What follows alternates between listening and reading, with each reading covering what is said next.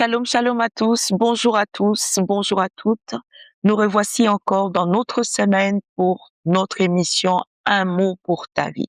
10 minutes de vérité biblique pour marcher avec notre Dieu et nous allons explorer un mot nouveau, un mot dont je pense que personne ne voudrait être identifié au travers de ces mots-là et nous voulons parler de l'hypocrisie. Bien-aimés, cette semaine, nous allons parler, je sais que c'est un sujet qui déclenche beaucoup de débats, beaucoup de contradictions par rapport à nos faits et gestes, par rapport à notre langage. Est-ce que ça nous emmène à être identifiés comme des personnes hypocrites? Est-ce que ta façon de faire? Est-ce que des réticences? Est-ce que ne pas vouloir vexer, mais rentrer dans l'hypocrisie? Il y a beaucoup de choses, bien-aimés, que nous devons comprendre tout autour de ces mots, quoi? Hypocrisie. Nous allons prier pour recommander notre semaine.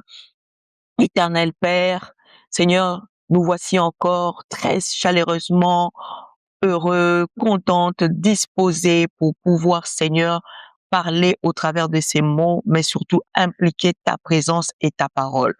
Accompagne-nous durant toute la semaine, Seigneur, que ton esprit puissant et ton esprit précieux puisse encore bénir, accompagner, faire prendre des bonnes décisions au travers de ces programmes.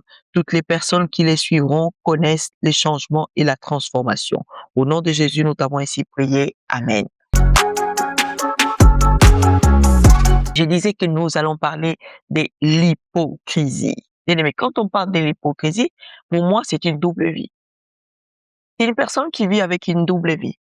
Parce que dans l'hypocrisie, c'est lorsqu'on s'est fait montrer, on fait une apparence de piété, d'amour, de justice, alors que dans notre cœur, au-dedans de notre cœur, au-delà même de ces apparences-là, bien aimé, il y a des intentions ou encore une conduite engagée ou reliées qui ne sont pas identiques, qui ne sont pas pareilles.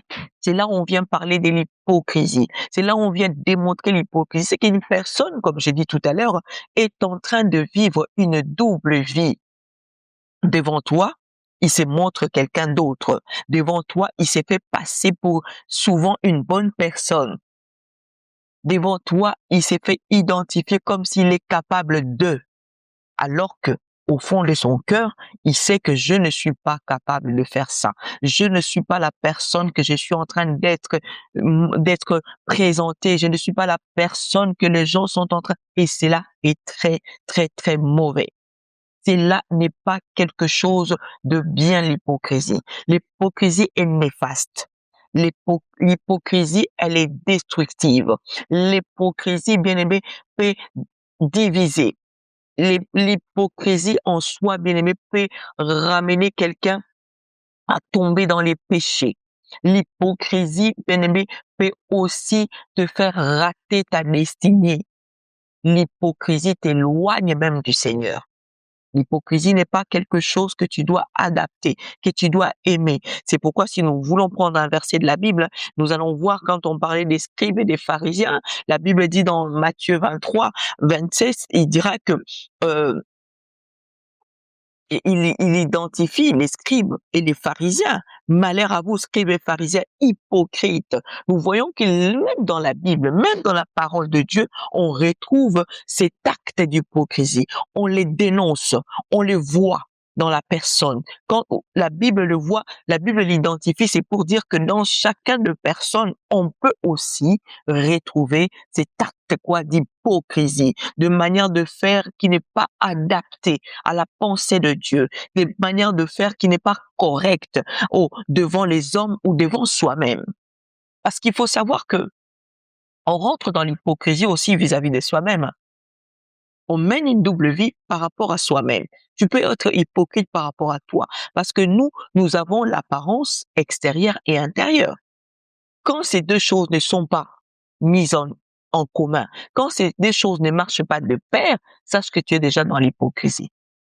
L'apparence intérieure, c'est ce qui se passe dans ton cœur. Est-ce que quand tu le fais sortir, c'est pareil que ce que tu penses dans ton cœur ou c'est différent? Quand c'est déjà différent, c'est que tu es hypocrite vis-à-vis de toi-même. Et nous voyons que je me suis posé la question, comment est-ce que la Bible, dans les évangiles, on identifie l'hypocrisie des pharisiens? Waouh!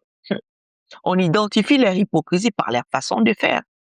Parce qu'une personne qui est hypocrite cherche la première des choses à bien faire, à bien être vue devant les hommes ou devant Dieu même. Les gens se permettent d'être hypocrites aussi devant Dieu, alors que Dieu voit tout, Dieu connaît tout.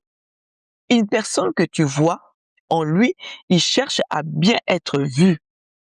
Et alors que au-dedans de cette personne, dans sa nature, dans ses caractères, il n'y a pas ce qu'il est en train de produire. C'est une personne hypocrite. C'est une personne hypocrite. Déjà, les personnes hypocrites sont des personnes qui sont déjà malhonnêtes. Ils sont des personnes ils appliquent pas l'honnêteté en eux. Ce sont des personnes hypocrites. Combien de personnes que tu as vues qui sait bien, comme je suis là, je viens, par exemple, donner, je dis à Ephraim, Ephraim, je te promets 100 000 euros. Ephraim arrive, je donne 100 000 euros, mais dans mon cœur, je ne suis pas une personne qui partage. Je suis une personne qui rentre dans le regret.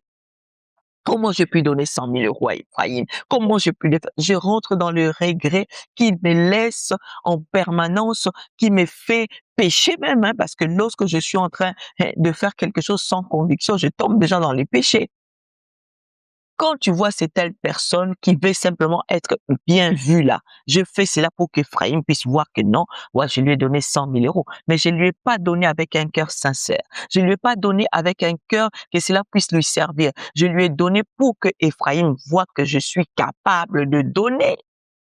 Et ces genres d'attitudes, bien aimé, ça décrit déjà l'hypocrisie. Ne cherche pas à être bien vu devant les autres. Ça t'emmène à l'hypocrisie. Parce que quand tu es en train de rentrer dans cette attitude, je commence par là aujourd'hui, dans cette attitude de chercher à être bien vu, bien aimé, tu vas appliquer des actes qui n'est pas adaptés à ta personnalité. Tu vas appliquer des actes qui ne sont pas adaptés à ta personnalité.